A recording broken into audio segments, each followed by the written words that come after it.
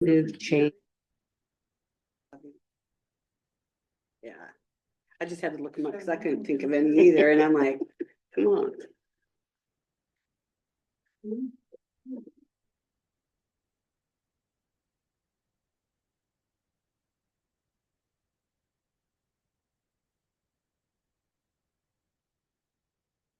I'm Lauren. How are you?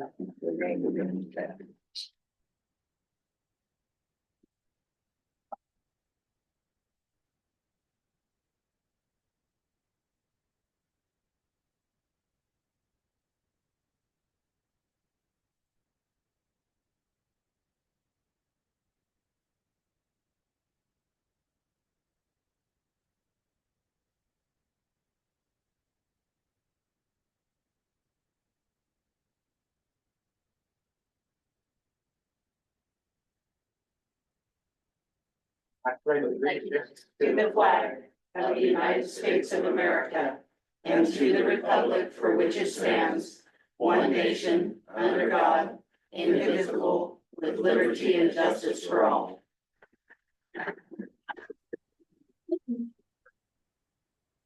Thanks, everyone, and welcome to a regular meeting of the Goldendale City Council. Shelley, would you please take roll call? Steve Johnston, Here. Theo Wheeler, Here. Lauren Meeker, Here. Ellie Casey, here, Randy Holmes, Here. Daniel President, Here. Mylan Wall. Here.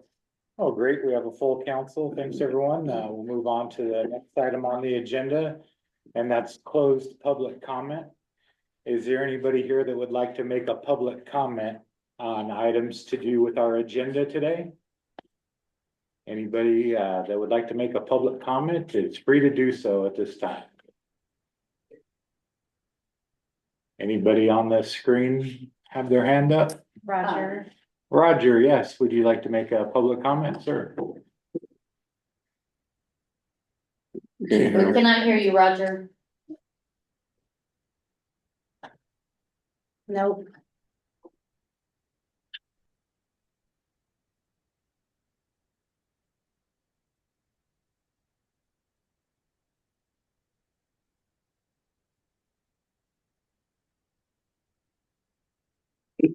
No problem. We have two public comment periods. The first one is for items that are on our agenda, business that we're dealing with. And then at the end of the meeting, we have another public comment section where you can make a public comment about any topic you would like. One more time? Did you give me this time? All right. There we go. It's a more of a, what's the word I'm looking for? A clarification than anything else. In reading through the actual language of the utility bill that you're working on tonight, it says that any individual who is operating a water, sewer, garbage service will have to pay this, but you're operating the water and the sewer service. Are you billing your own department and then they bill the customers? It's really kind of an odd feeling in looking at that. Thank you. Thanks, Roger. Yeah, that's definitely something we'll bring up when we come to that item on the agenda. Thank you. Is there anybody else here that would like to make a public comment? Okay, hearing none, we'll move on to the next item on the agenda. And that'd be the approval of the agenda and the consent agenda. So moved. Second. A motion to approve the agenda and the consent agenda. Any further comment? All in favor? Aye. Opposed? Okay, we'll move on to the next item on the agenda under presentations. We have our first quarter budget review by Teresa. Teresa, are you on the line? I am. Good evening. Thank you, Teresa. Teresa, do you have that slideshow on your computer to share it? Because we can have you share I your. do. Okay. We can make I am those to share it. I'm requesting permission to share, so you might have to give that to me if you do not have that. Do you have it on yours? Oh, here it goes. It looks like I'm allowed to share now. Yeah. Okay. So here is the presentation. I believe you guys all have this in your agenda packages. So the 2025 revenues in the general fund are at 18.64% compared to 20.4% in 2024. The revenue stayed pretty consistent with the prior year. With being one quarter in, we're like shooting to be around about 25%. As we move on to the expenses, they were about 25% in 2025 of the budget compared to 25% in 24. The actual increases are within the airport fuel system and the insurance expenses is where we're seeing them higher than the prior year. Then the utility fund revenues collected at 23.4% of the budget compared to 7% collected in 2024. And this, as you can see, the increase is related to prior year program rate increases in the utility. So we budgeted more and are collecting more in there.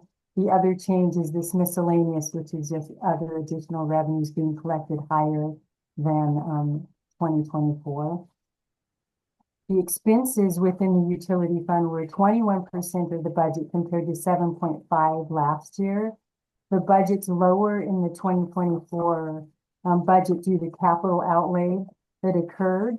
Therefore, the percentage of the budget spent is more in 25. Overall, our expenses in the 2025 budget for the utility fund are about $5 million compared to an 8.7% last year.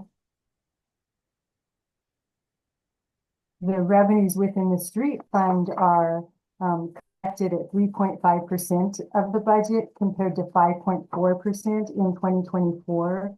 Actual revenues increased about 6% over 2024 in the first quarter, and that is mostly related to sales tax increases.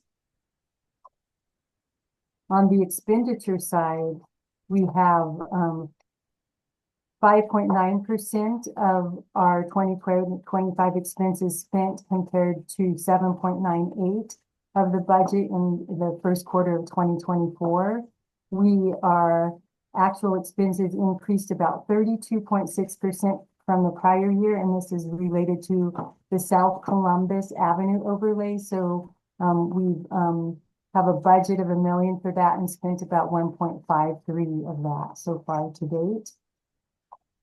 And then across the other funds, we don't have anything that's like out of the ordinary. Our economic development fund has 67%, but that fund is not really consistent from quarter to quarter.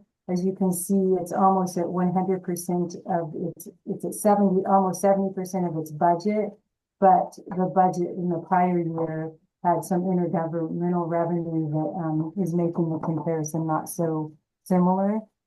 Other funds here, we're looking at the Public Safety Reserve Fund, the Capital Improvement Fund, and the Criminal Justice Program Fund, all within 25 to 30% of their budget for 2025.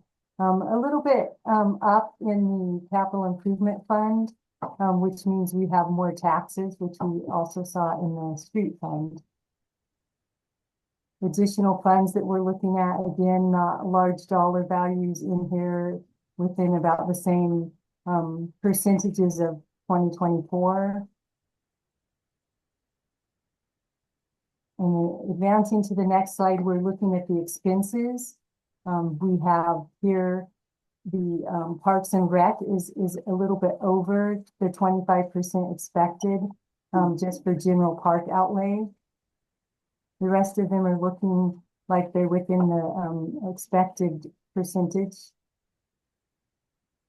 A few more funds here that we're looking at. Nothing out of the ordinary again. Underspending most of our budgets as we approach this first quarter. Yep. Do you guys have any questions? Any questions from the council on the first quarter budget review?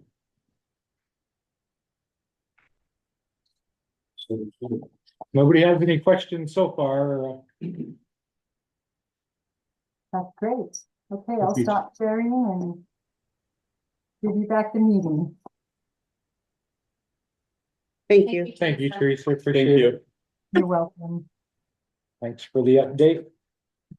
All right, well, we'll move on to the next item on the agenda. And that'll be department reports. And we'll start over here with Chief of Police, Mike Smith.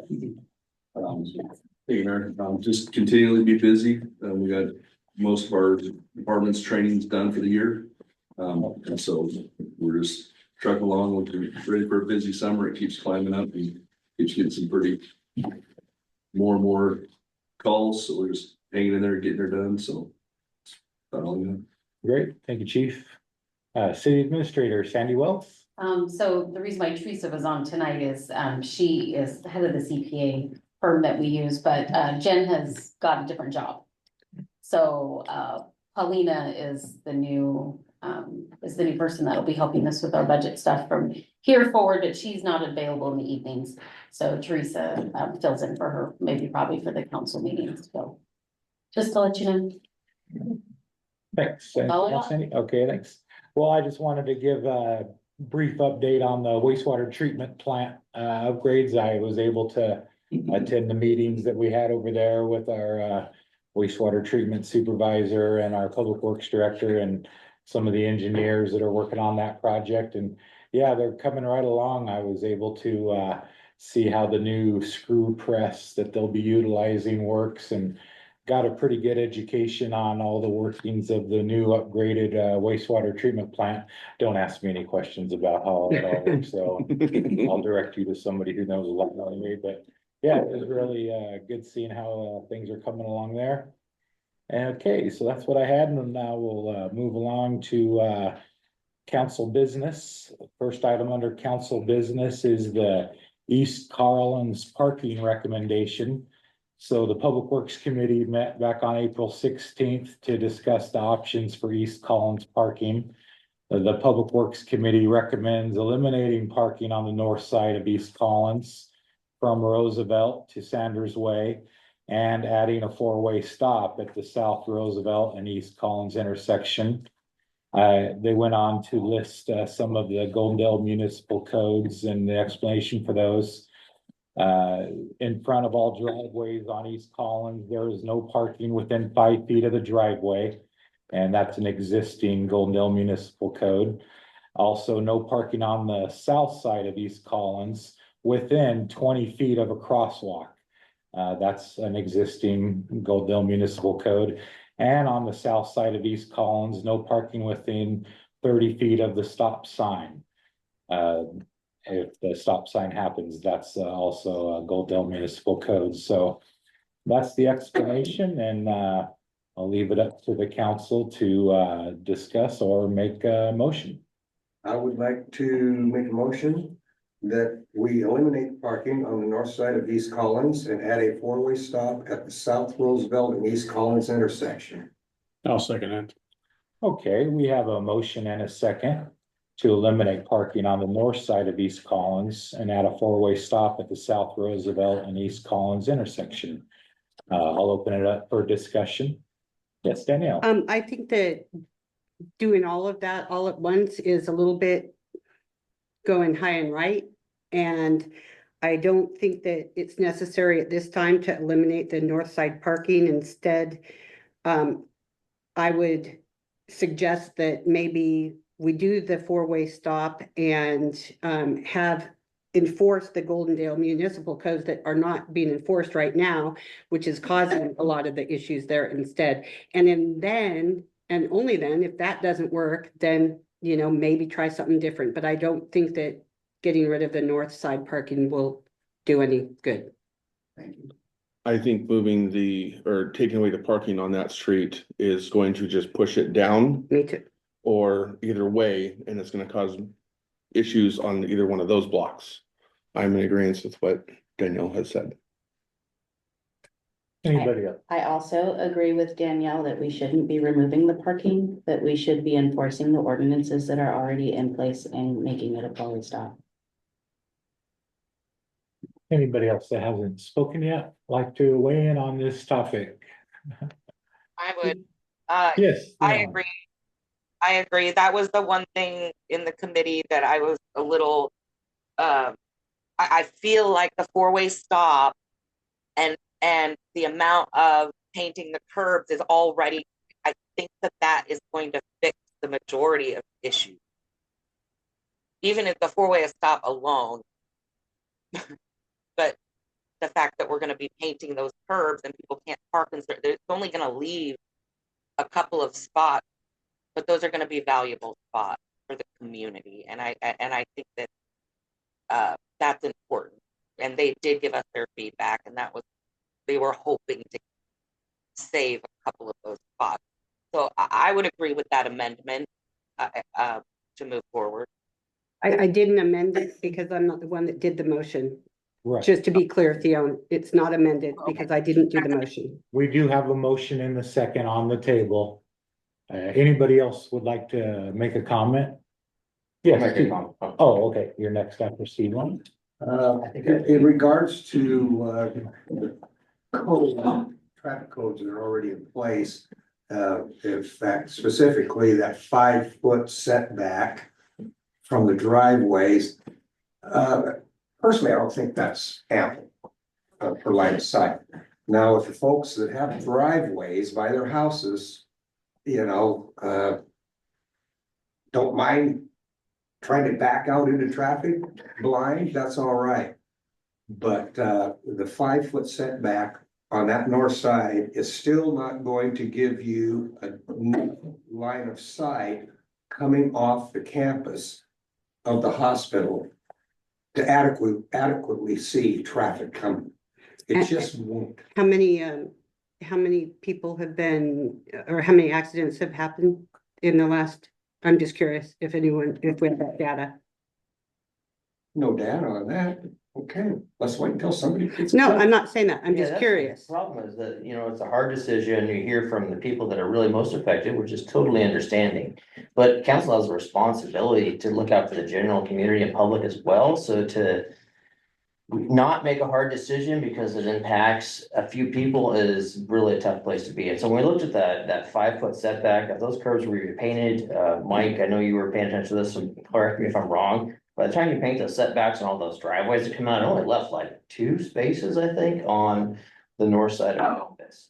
And so, as people are coming down that hill and they're looking left and pull out, I mean, it really definitely creates a hazard. And 5 feet may help it a little bit, but you're right, Steve, 5 feet is not very much. And so just leaving a few spots and a continued obstruction, there's double parking because you have the parallel parking, you have a sidewalk, and then you have pull-in parking on the hospital's property. And so if you're trying to thread the needle to see that and pull out, like, it's a challenging spot. And that's why the committee came up with this recommendation. We recognize it's a lot easier to sit back and say, oh, well, that no one likes this idea, but it's not no one likes this idea. It's the few people that are out, but there's hundreds of people that are affected by this probably every day that use these transportation corridors. And if we say no to making a change after a recognized issue, then I feel like there's some culpability in anything that happens down the line with respect to public safety. So I understand the difficulty that this imposes on local residents, but I'll vote yes for it because there's an issue there and it needs to be corrected. And I appreciate that. I think it is, for me, it'd be easier just to go with it.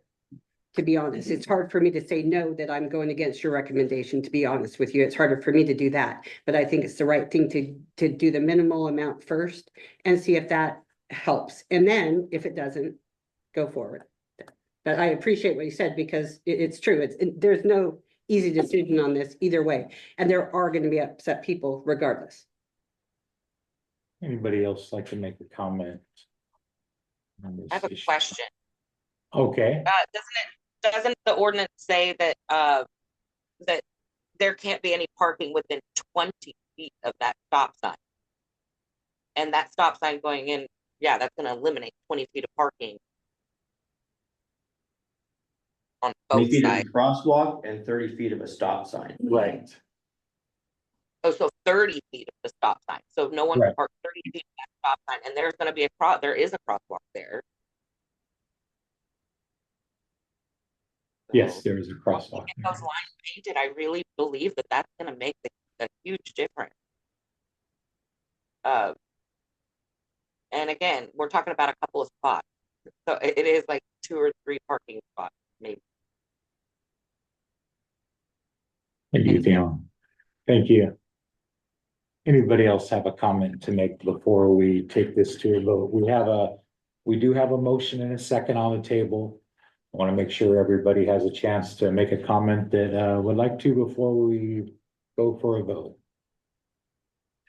Okay, here and then we have a motion and a second to eliminate parking on the north side of East Collins and add a 4-way stop at the South Roosevelt and East Collins intersection. All in favor? Aye. Aye. Aye. 3 opposed? Nay.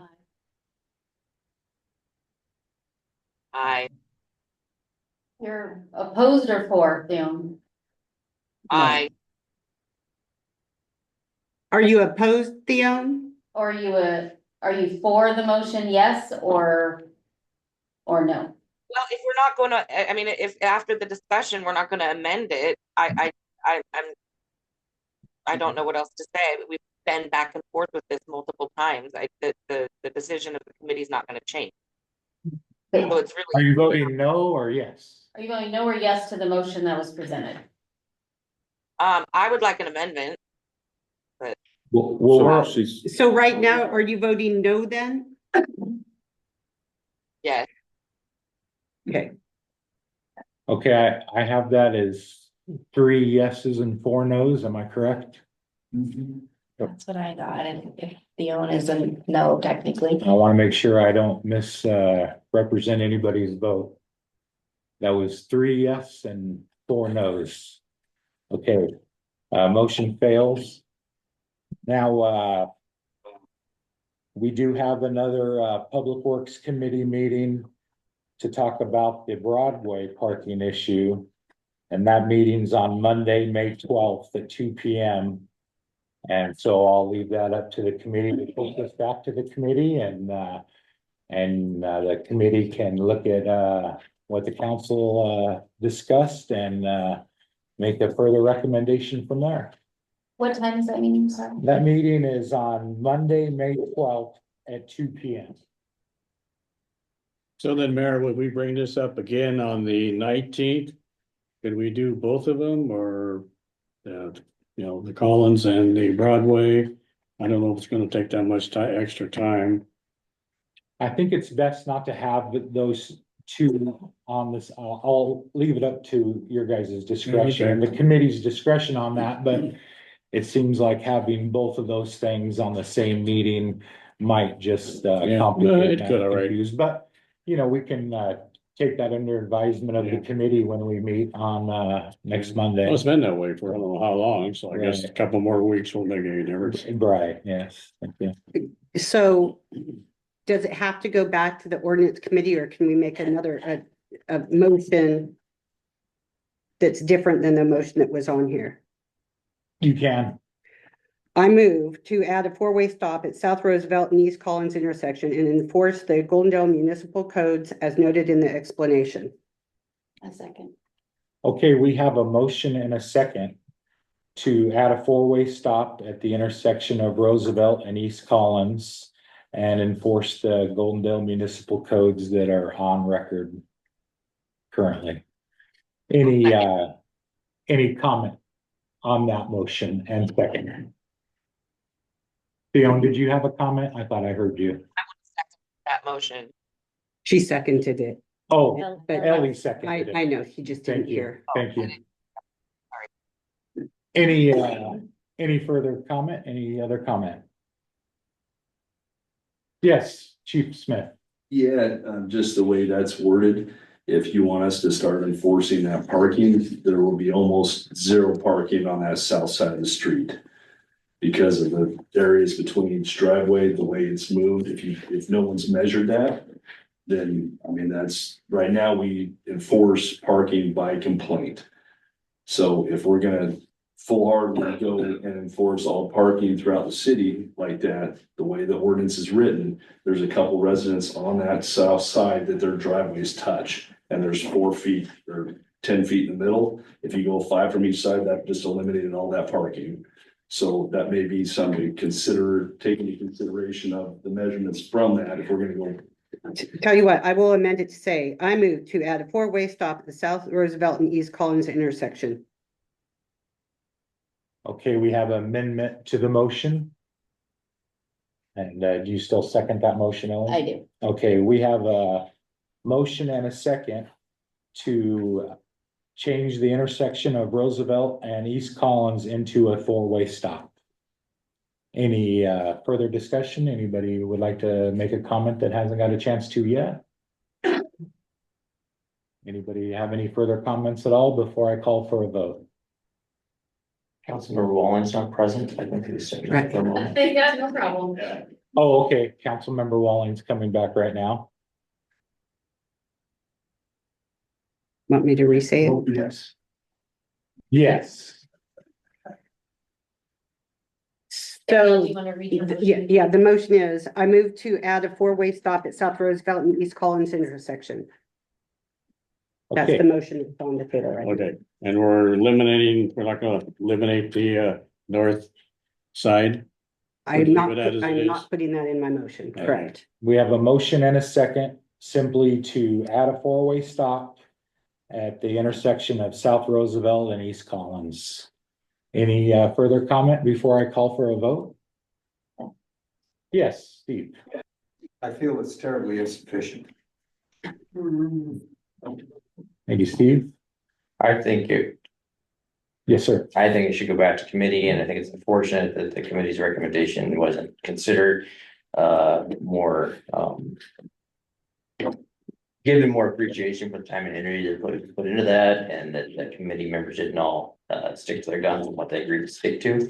And I think that this requires more consideration than kind of an off-the-cuff amendment, revised motion. So I would recommend that it goes back to council or Goes committee. back to committee. Now, of course, that can be brought back to committee. This motion would simply be to add that 4-way stop.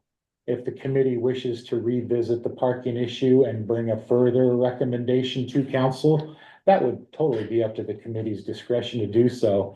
This motion, as I see it, would enact a part of the committee's recommendation. The rest of that recommendation, you could go back to that committee and work on some more and present a future recommendation to council if the committee wishes. That being said, if there's not a further comment, we do have a motion and a second on the table. I would Well, like to I'd say, like. Go sorry, ahead. go ahead. No, I agree with Lauren. I would like to, if we want to split the votes, okay, but I really want to go back to where the original motion was. That's my opinion. I Well, was in another meeting, so I had to come back, so. okay, my opinion is that I think that putting in that 4-way stop and enforcing our ordinances, once we actually do the measurements, like Chief Mike said, then I think that's gonna solve 99% of it or 98% of it. There's not gonna be much parking left. So, I mean, to deal and I don't think it will be in any line of sight or obstructing it. Thank you, Theon. Okay, unless we do have a motion and a second, unless there's any further comment, I'll call for a vote. All in favor? Aye. I Opposed? Nay. Yeah, I guess I'll say nay, but I still want to go back to the original one. Okay, so that I- motion passes. I have it at 4-3.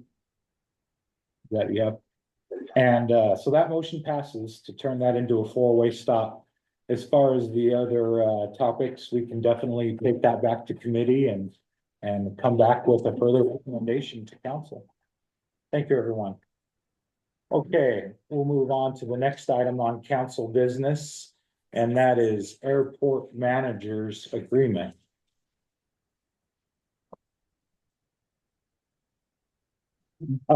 So explanation there, the city of Goldendale owns and operates the Goldendale Airport. Since last year, Rick Lundin has been helping at the airport with various tasks. And the previous administrator had been working with Rick on an airport managers agreement. Rick Lundin researched and found some information for your guys' discretion on the salary of full-time airport managers. The budget committee met on this item and talked with our CPA regarding the salary. And the budget committee recommends the attached airport manager agreement for a 6-month trial period. And you have in your packet some materials about that and the fiscal impact. And I would invite Rick Lundin is here in person if anybody had any questions further on that. And I'll leave that to the council for now. There's a motion or any further questions or discussion.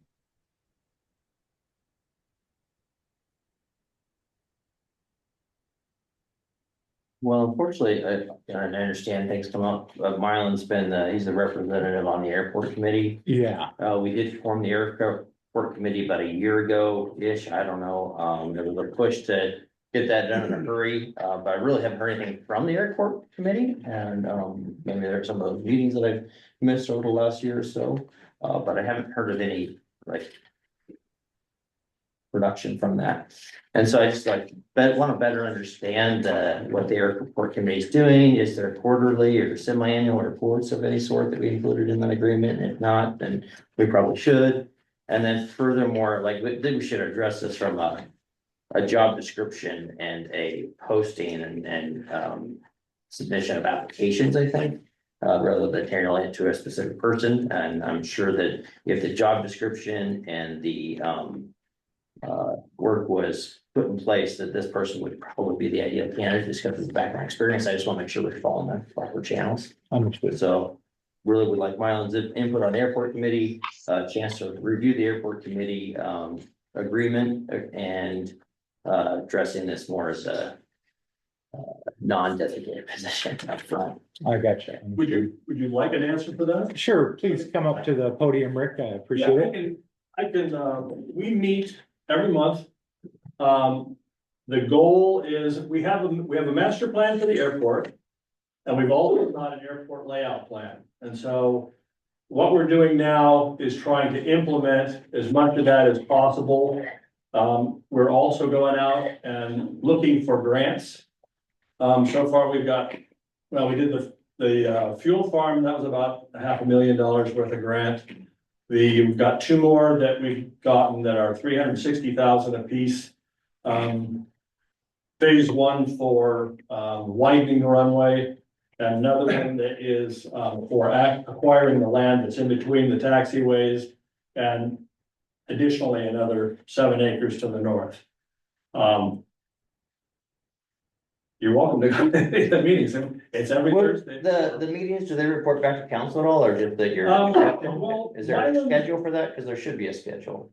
Well, and we can certainly add that. I typically, if it's, we can't do anything. We come up with recommendations, I bring them in, and you guys vote on them. Next week, we're gonna vote on, WashDOT has some additional money because of, it's an odd year, so whatever reason that is, there's some additional money out there. We're gonna go out and see if we can start phase 2, the runway widening.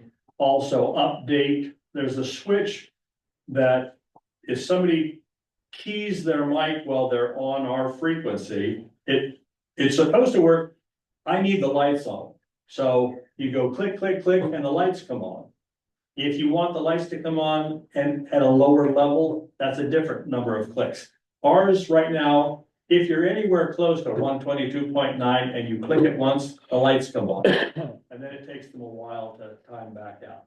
So we'd like to, as part of this next grant, get that replaced. We've got some other issues in at the PAPI. which is the two boxes on the left side of the runway. As a pilot comes in, they can look at those lights, and by the light signal they get, they can tell whether they're high or low on the glide slope. Those have, the manufacturer for that is no longer in business, so when that light fails, we're gonna be in a tough situation, so we're gonna try to spin that into this next grant as well. So, I mean, that's the kind of things that we're working on, and Mylan is at all of those meetings, Oh, I so. don't doubt that. I wish he was, but I understand things. So that's what we're doing, and then as we come up with things, I'll be here next meeting to tell you what we've come up with for this next grant. I can tell you too, I went out there with him, because my background is aviation also.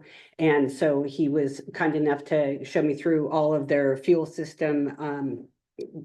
They have to check the fuels in lots of different points of both the pump area and where they store it. But they also have to check the fuel from the tanks when it comes in and everything. So every Saturday, and there's a whole sheet and booklet that he keeps there. And every single thing, on Saturday, how many little areas do you have to sign? I think it's like somewhere around 25 different areas that he has to sign, that he has to do a checks on every Saturday. So that's part of, because I was curious too, so I want to see what was going on down there as well. What's going on with the proposed acquisition of land? Without revealing anything that, impacts that negotiation. It has been one of the most challenging negotiations that I have ever been involved with. And I've done national sales. So we're approaching this in a different way, and I have optimism, guarded optimism that it can succeed. There's an issue there that I have not looked at. But that doesn't mean that we're not gonna win here. Anybody else have any questions for Mr. Lundin? Would anybody like to make a motion or make another? Did you get all the answers that you wanted? I mean, I'll make a motion to table this until we hear from the update the next meeting for what was the topic for the next meeting? You're bringing forward a grant application for state fund? Is a third grant application to continue the airport, the runway widening, and to replace some equipment that is seriously outdated. And then also incorporating this meeting information as well as the airport committee agreement. So we reviewed the committee agreement, the work that they're doing, and this for here. Okay, that was a motion you just made? Yes. I Okay. second it. So this, Can you just, because there was some chatting, can you just redo your motion just so we have it down right? So table this until the next meeting and include all this information as well as the airport committee agreement, policy, whatever it's titled. Okay, I second. okay, we have a motion and a second. Any further comment? The motion is to table this until the next meeting and include the airport committee agreement. Ah. Any further comment before I call for a vote? All in favor? I, Opposed? I'm sorry. Finish vote. Okay, Aye. opposed? Okay, that's unanimous. You have another question, Joe, like just information on what's funding this, and then if you could have time, Rick, could I come out and just, if you're already out there doing something, maybe I come out and visit with you for 15-20 minutes on site and talk about what's going on. Absolutely. Okay, I'll get you my number after. So the funding part of it is in there. That's what Jen's recommendation was. Exhibit B that talks about where the funds come from the airport Okay, and where that basically comes out of the general fund. But that General. exhibit B, Jen gave a brief about the airport funds. okay, thanks. Yes, Steve. You say part of that comes out of our general fund? The airport is funded by the general fund. Right. Well, most of everything is funded out of our general fund, but that comes out, but then we do get money back for our fuel sales but we also have to pay out to get the fuel. So we do get some of that in as well. So, because we, obviously sell it for more than it costs us to get, but. Can I add one more thing? Yes. I'm trying to get the ordinance committee to sit down so that we can write the ordinances, so that we can charge for tie down. It's a pretty standard thing. We also need a rate so that when we start having folks build hangars, we know what that rate's gonna be for them to lease the land from the city. But none of those are in place at this point. Yeah, we'll have to make a brand new ordinance, because right now we don't have an airport ordinance that talks about fees that we can charge out of the airport. So it is something that we would have to go to the ordinance committee to figure out what you want to include in the ordinance as far as fees and what you want them to be, or at any point, what fees you want to charge. And then we have to actually write the ordinance. So that all takes time, but that's one thing that. I did send a whole list in. Yes, I have that. Yeah, someone did some Take good the research ordinance. on salaries. I mean, there's probably some other ordinances out there that we could Mhm. work Yes. from. So just give us the ordinance committee and. Quinn Plant, our attorney, I chatted with him about it, and he said that they do manage some airports at other small cities. And so they have some good examples of what we could just implement, our information in there and kind of help with those ordinance. Doesn't have to be written from scratch on somebody's. We do have some extra things to do that. We just have to figure out what we want to add to it. Okay, it's pretty easy, just get us a draft and. Mhm. Yeah. Great. Thank you. Okay, now we're ready to move on to the next item on the agenda under ordinances. Ordinance number 1547, the utility tax. The budget committee met with our CPA, Jen Forsberg, and recommended increasing our utility tax 6% for a total of 12%. That increase will help increase the revenue in our general fund. And our CPA Teresa is attending by Zoom for questions regarding the general fund. So I'll hand that over to Teresa's on the Zoom if anybody has any questions or. I do, real quick, Yes, Jen. just to refresh my memory, because it's been a while since we had the meeting discussing this. So if I remember correctly, would only impact household average around like $18 a year. Am I correct? Somewhere around there. Yeah. Okay, I just wanted to make sure that people, when they see that we doubled it, it's not doubling like $100.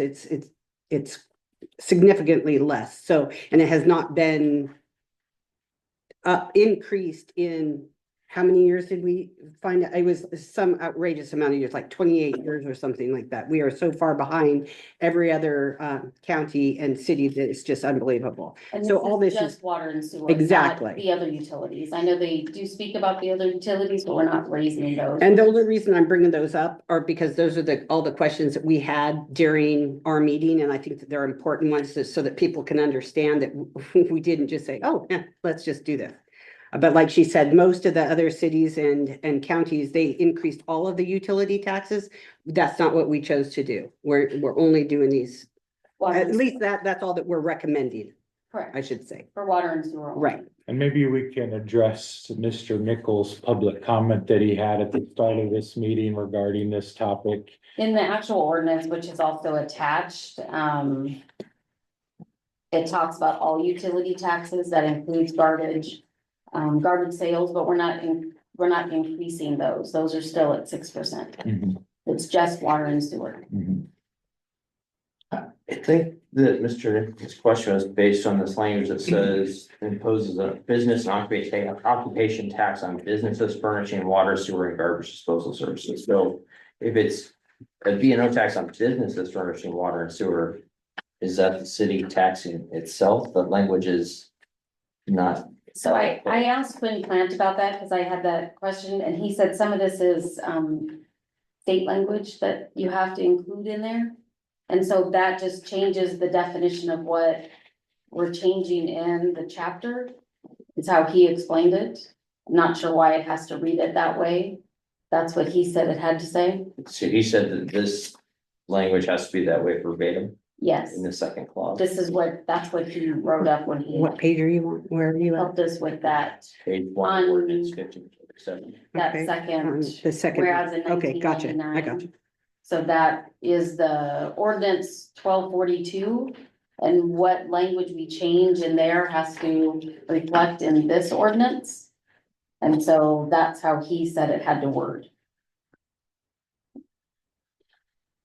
I can have him come back and explain it a little bit better. That's just what I was told by him. I have a question.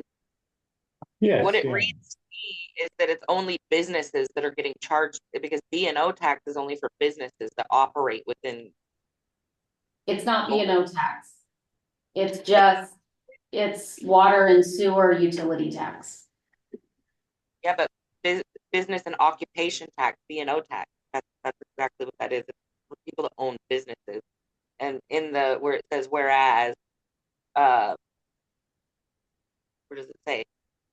Ordinance number 1242, imposing a business and occupation tax, B&O tax, on businesses furnishing water, sewer, garbage disposal services within the city to equal 6% of the gross operating revenue of the business, providing such services in the city.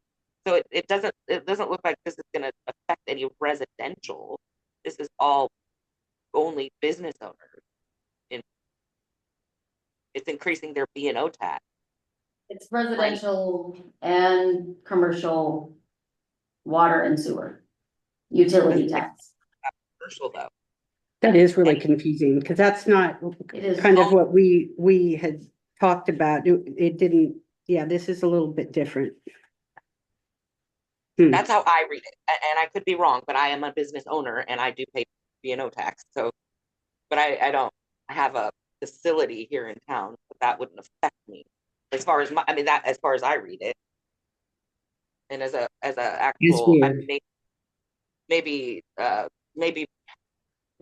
apartment complex would be considered a business.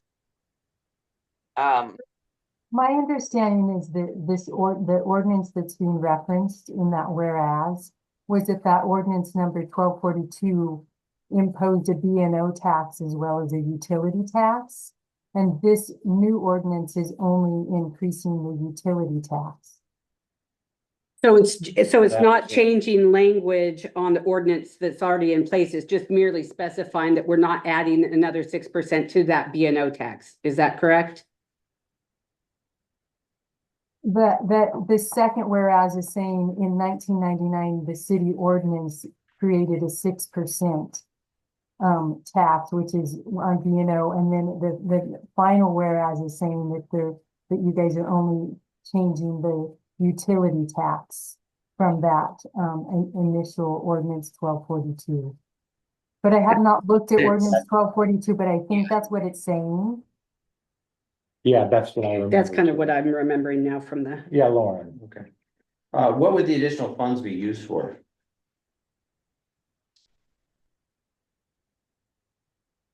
I didn't help with the budget, but my understanding was that it was going to assist in the general fund to ensure the inflation and the rest of the rates,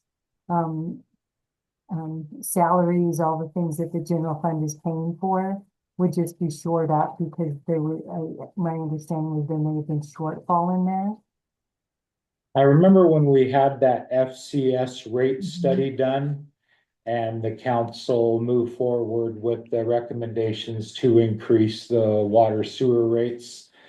And you can see on the second page of this thing, it says FCS rate study suggestion regarding the utility tax increase.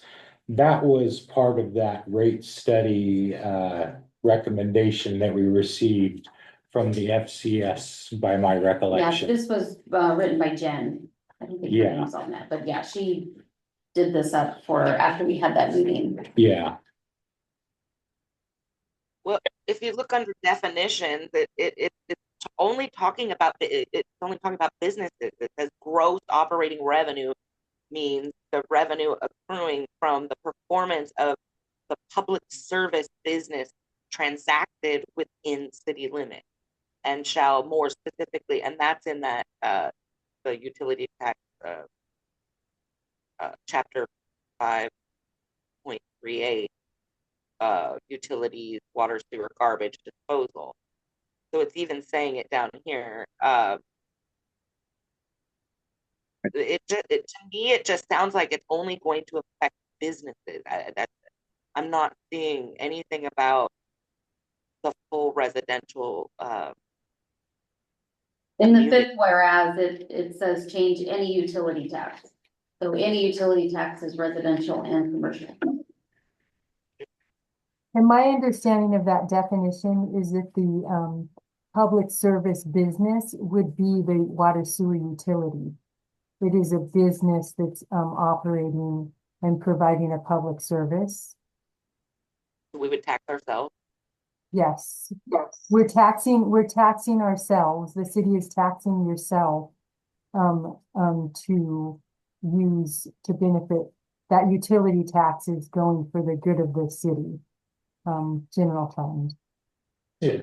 So my understanding from the discussion, if I recollect now from those conversations a year or so ago, is that we're not increasing a tax that any individual or business is paying. We're taxing another fund within the city's fund mechanism to move funds out of the water and sewer funds to the general fund. Is that correct? Not that I know of. Okay. It would be. So how much would this increase the amount that an individual resident pays on average? Like $4 to $5 a month. And Teresa, did you have input there? I thought I heard you trying to answer that. No, I wasn't trying to answer that, no. Oh, I'm sorry. Yeah, no, thank you, though. I was going to say something, but it's passed, it's okay. Okay. Fiona, did you have your hand up? Well, normal people don't pay B&O taxes. It's not B&O, it's utility. Utility tax. Utility. So on the fifth whereas, it talks about the utility tax. Right. I mean, I see utility tax all through it, but I'm also only seeing that it's applying to businesses that operate within the city. Right, because the tax, when Teresa was just explaining that, the ordinance talked about all of the taxes, but we're not increasing those. We're only doing the utility. We're not increasing the B&O tax. That is not, it's in there because it's in the original ordinances, but that's not what we're increasing. And also Just the recommending. Go ahead, Teresa, sorry. The water sewer utility is a fund that operates like a business. It's called an enterprise fund, and it operates and it has to, it's following business practices, so it sets rates and follows what a business would typically do, where the general fund is not, or the street fund, it's not a business. It's not trying to provide a service like the water sewer utility is providing. It's more of trying to benefit the citizens, public safety. So when we say the utility tax it's a rate on the public service business within the city limits, we're talking about the water sewer utility. And so I think that, to answer Fiona's question, that's what that means. Does that make sense? Yes, it does make a lot more sense. Thank you. You're welcome. Who pays the tax?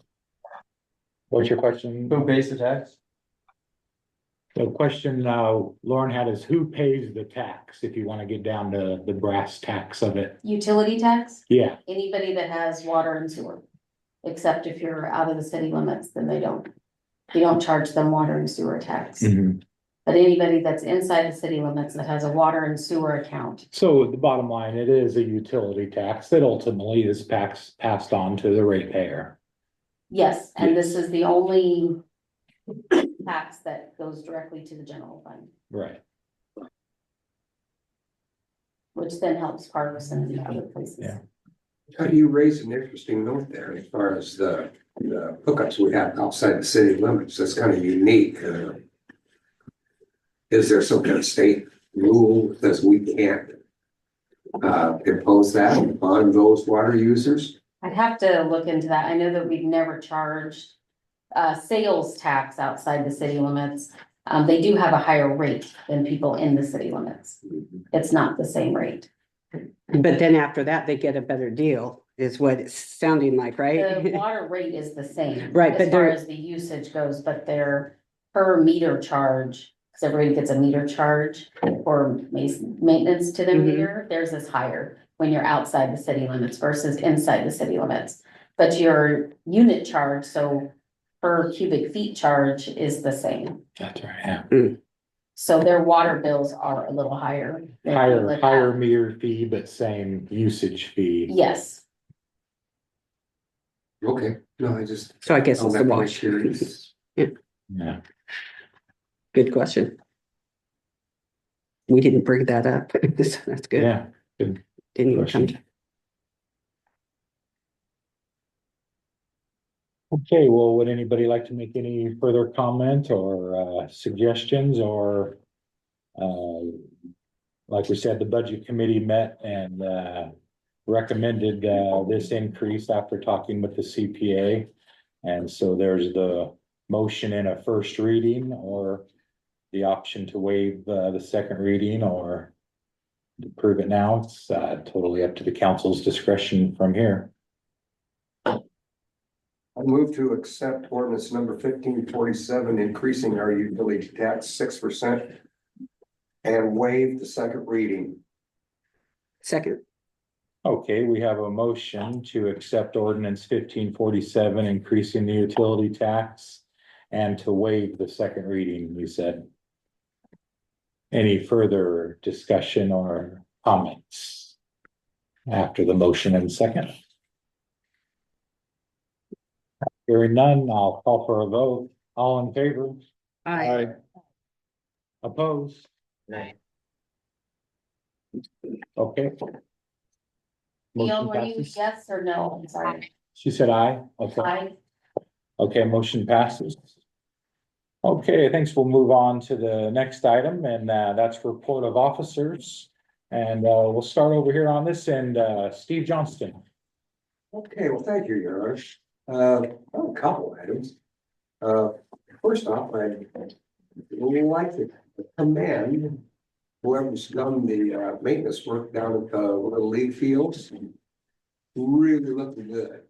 Amazing how much little paint will do for an old worn out Those building. look wonderful, yes. But the fields are in really good shape. The dugouts look really good. Fences are all in good shape. And so I commend whoever's doing it. They're on top of it. Okay. And another one here, it's that time of the year for weed control, fire mitigation. I know we talked about the city gives notices. Do Yes, we not? yes, And been sent out yet. yes. I believe that you have, Robert's gonna come next council and do a, I was just talking to him a few days ago about that exact thing and he has sent out those notices to the larger lots so far, the ones that have been issues in the past, in More sensitive particular. ones. Exactly, yes. Okay, very good. That brings me to the third item. I know we had discussed this also and concluded that we have two department heads that don't show up regularly at our meetings. Robert being one of them, and Public Works.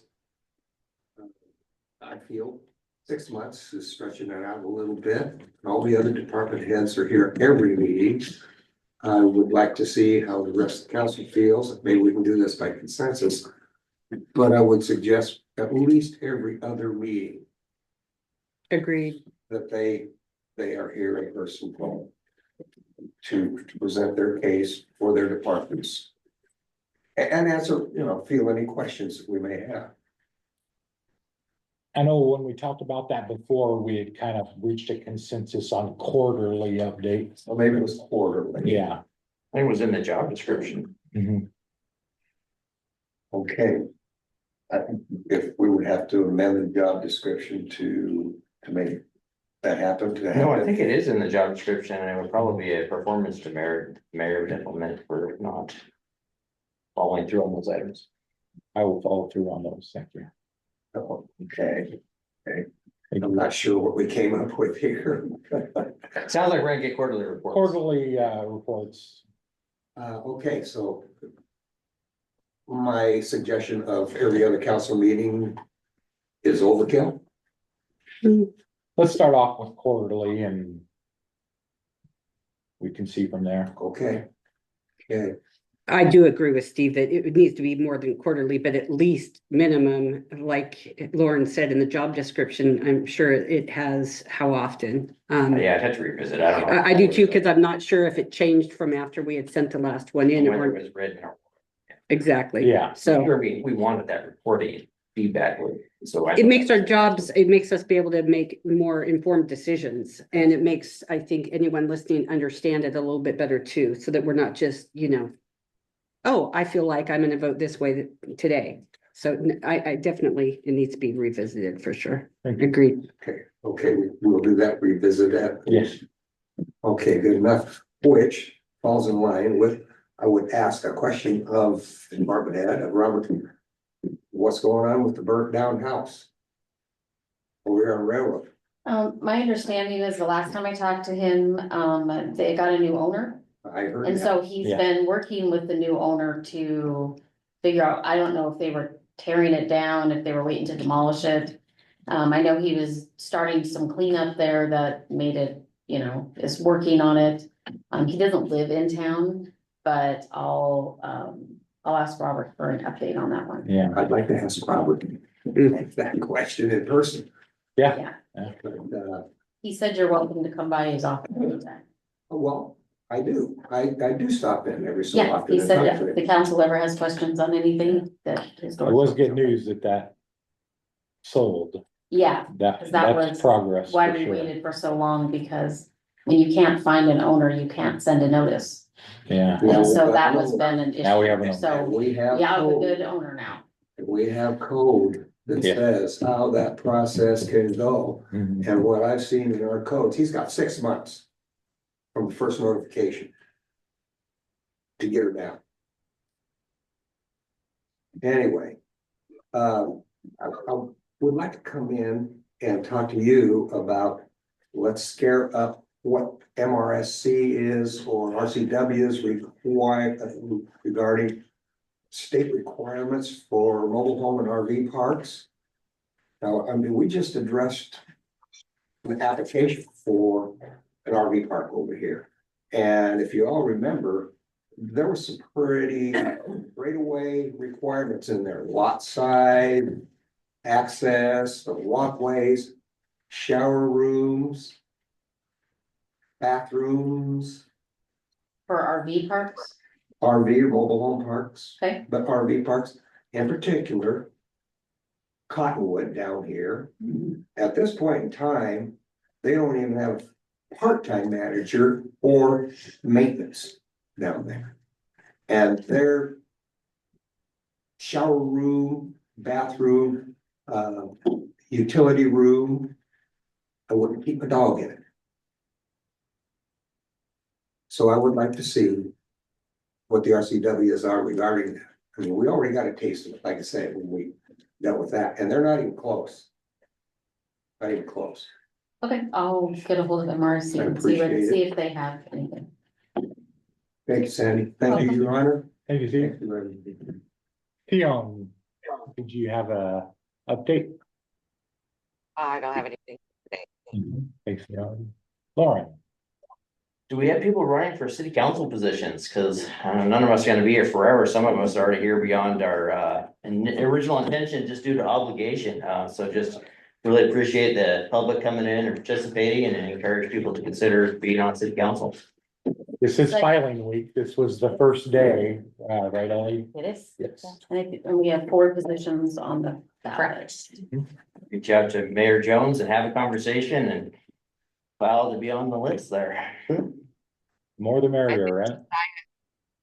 Anything Josiah else, from Lauren? Seven's plenty.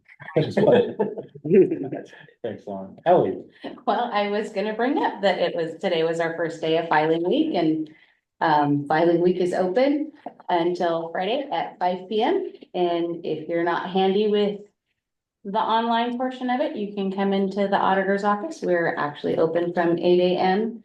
through 5 p.m. And we're staying open during the lunch hour so that we are there that full 8 to 5. So. Great. I believe we have 2 positions that are not being ran again. Of the current positions, is my understanding. that was my mistake.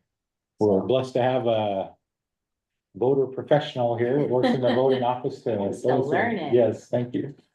Thanks, Ellie. Did you have anything else? Oh, that's it. Andy? I don't have anything tonight. Thanks, Andy. Danielle? Just have a couple things. All of the council members should have done this Goldendale Community Cleanup. From the 31st or May 31st, 9 o'clock to 3 o'clock. We need all the volunteers we can get. So if you want to help volunteering for that, just meet out in the courtyard at courthouse. Said that earlier too, didn't I? Courtyard. The courthouse at 8:30 and lunch will be on Republic Services. If you're a volunteer, anyone that you know that needs help getting garbage out to the street or whatever, let us know. There's numbers. We're putting things out on Facebook. It'll be on the radio. So please help out your neighbors. Let's make this place look a little bit better. Also, if you do not have the capacity to volunteer to do it, you can take your own stuff there. One load that's up to 3, what's it called, 3 yards. I'm not certain how big a yard is in their eyes, but 3 yards anyway, you could take it there yourself. And that would help out the volunteers too. The other things I want to say is great job for the Home and Garden Show and the GMA. The GMA was the new auto club in town. If anyone was able to go, I know I saw Lauren there. It was really neat, good turnout, and that's another positive thing for this town of ours. And thanks for all the discussion today. I think that we're all making each other think a little bit more, and that's, in my opinion, exactly what we're supposed to be doing here. So Okay. that's a good thing. Thanks, Daniel. Yeah, looking it. forward to that Goldendale Community Cleanup. That's a real great organization that we have that's organizing that, Goldendale Community Enrichment Group. And they're really working to do a lot of great things for the community and really appreciate that and happy to help out with that. Thanks. Thanks. Okay, so the only thing I had, on Thursday, May 8th, FOGAP, which is Friends of the Gorge Area Parks. Thursday, May 8th at 10 in the morning, they'll be having a Swale Canyon ribbon cutting for that trail that is just going to be opening up. And, if anybody has any aspirations of joining up with a local parks group, this group FOGAP, it's Friends of the Gorge Area Parks. They're always looking for new members. They promote the local state parks in our area. Those being the Observatory State Park, Mary Hill State Park, and Columbia Hills, and Brooks. And there's one other that I'm forgetting right now. But anyway, it's a good friends group. They promote those state parks and help out with functions. They always help out with things like the observatory. And that's kind of how I got to know them a little bit. They reached out to me and, they do a lot of good stuff. So if you have any interest in joining a friends group, we have lots of friends groups in the area. There's the Friends of the Library. So that's one of the things that I love so much about living here is how we're surrounded by so many great parks, not just our local city parks, but the state parks that are around here. I think they've always been a great blessing, and I'm always happy to be a part of helping them out however I can. So if you'd like to be interested, whether you're in the crowd or watching on the Zoom on learning more about the local parks in our area, reach out to us and we can point you in the right direction. And that's all I had for now. We'll move on to open public comment. Is there anybody here that would like to make a public comment? Yeah, Mr. Running, please state your name and area of residence and You'll be next, Mr. Sukrenius. Yeah. I'm Jack Rennion. I live out on Woodland Road, 194 Woodland Road, but I own property in the city of Goldsdale. I travel the streets of the city of Goldsdale quite often. I asked for a copy of the road plan that you've got. Your 6-year road plan that goes out to 2028. And I've been driving Pipeline. Pipeline's not gonna make it. It's not gonna make it to 2028. It's coming apart now. Has been for the last couple of years. Sure. And it calls for new construction, and I understand that being expensive, so. The other thing, I've got a whole list here, it's gonna take more than 3 minutes. But, the entrance to ABC, Allen's Building Center. There was a pipe put in to the pumping station a couple of years ago. In front of that is driveway. And there's a part now that's about 6 to 8 feet long, that's about 6 inches deep. As you come out of his driveway right next to the roadway. So that needs to be looked at. Darlin, you call Darlin for 2028 reconstruction. It needs a little patchwork. There's in the 500 block, there was a city water line that they put across a couple of years ago. The asphalt they put in on top of that line is now down about 4 inches. So you're driving over that, and then a little farther out on 700, probably about the 700 block is where it really starts getting patchwork. So the city needs to look at that. And then there's a tree stump on the corner of north to west, Broadway and Columbus. And it's becoming a trash pile now because people are dropping their cups and everything else on that tree stump. And that, I would think the city would be, it's in the right of way. There's another one in that too, that's a little farther down. And I can't remember whether the county, I think, came in when that tree on the corner fell down. I think the county came in and took care of that, or the state came in and took care of that tree. I don't remember the city being there. But maybe hiring a stump grinder to go in and just grind it down to where it disappears would be fine. An And intersection of Broadway, Columbus. yeah, Northwest Broadway and Columbus. The other thing is on Red Rock, who takes care of that on city sidewalks? Who's responsible? The landowner responsible to sweep the Red Rock off the sidewalk?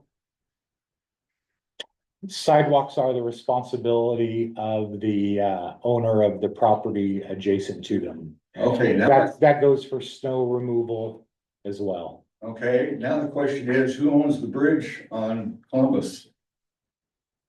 Who owns the bridge? Yeah, is that the city? Cause there's Red Rock. My wife is one of those people that steps on a little tiny rock and the next thing Oh. you know, her nose is in the cement. She Oh. don't catch herself. And, so if there's Red Rock on that bridge or any On the place- sidewalk of the bridge? On the bridge. Okay, I would think that we need to do something about going up and taking care of that or something. okay. Okay, there's other streets on this deal, but I'll just give a copy to Sandy and she can make a copy of it and hand it out to the council and they can glance at it. But I think pipeline's not gonna, it needs to be done a lot sooner than 2027. And,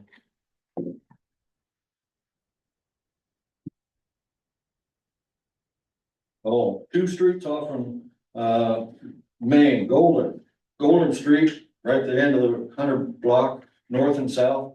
Need patchwork there too, because there's 2 potholes, one on the south and I think there's 2 on the north now. Off from Main Street on Golden and the 100 block. That's your 3 minutes, Jack. I figured. Thank you, sir. Did you Yeah. get a copy of this? Is this your copy? Yeah. I'll make it. Okay, and, the other thing is, I hope we don't do Mill Street when we're overlaying that, because that's supposed to be done this year. I don't know when that's starting. I hope we're not doing it during fair time. Right, thank you. Mr. Sigfridius. Please, state your name and area of residence, please. Mark Sigfridius, common spelling on Mark. I want to thank you guys for, at least looking at the intersection of, Columbus and Collins. I mean, Roosevelt and Collins. I think the stop signs be a good idea, but the worst stop sign is going north on Roosevelt. It's hidden. It is a lousy place to put a stop sign. There's trees in the way. It really needs to be either a bigger stop sign or cut down some trees and put another sign up there, stop ahead or something like that. Because if you see people running that stop sign, it's always when they're going north. Most of the time. And if you do put, obviously gonna put the ordinance in, it's gonna work. If the trucks coming down that hill are gonna use their Jake brakes. If you do not have a Jake brake ordinance, it's just gonna be way too loud. It's loud the way it is. Now, if you're gonna make those trucks stop and then start again, they're gonna come down that hill and Jake brake the whole way. And there's probably 50 trucks a day that come up and down that road, because it is a farm to market road.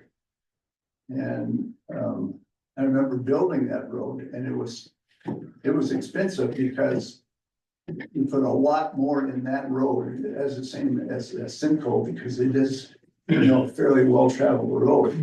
And the farm to market road is the same way.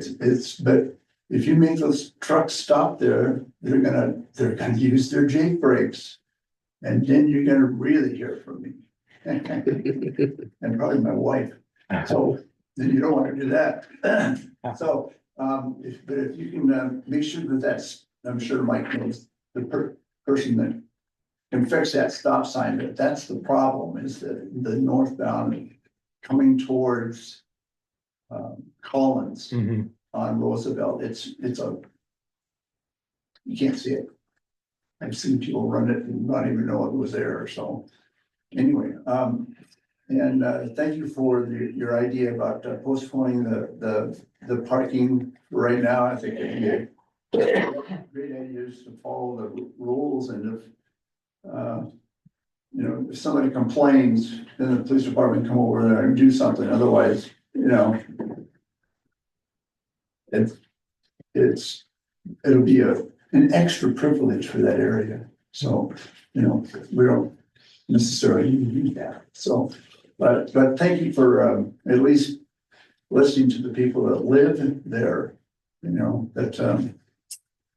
and pulling out of the parking lot in a hospital. If you can't pull out of the parking lot in a hospital and look to your left and see if there's a car coming, then you shouldn't be driving. So anyway, that's my thing. Good night. Thank you, sir. Appreciate it. See, I was less than 3 minutes. It was, you had 15 seconds. Yeah, good job. Well, in that case. No. Is there anybody here, or is there anybody on the line that would like to make a public comment? Anybody on the line have their hand up? I can never tell. No, No, okay. Okay, hearing no others, I'll entertain a motion for adjournment. So moved. second. Motion and a second to adjourn. Unless there's any further discussion, all in favor? Aye. Opposed? Aye. Thank you, everyone. Meeting adjourned. Thank you.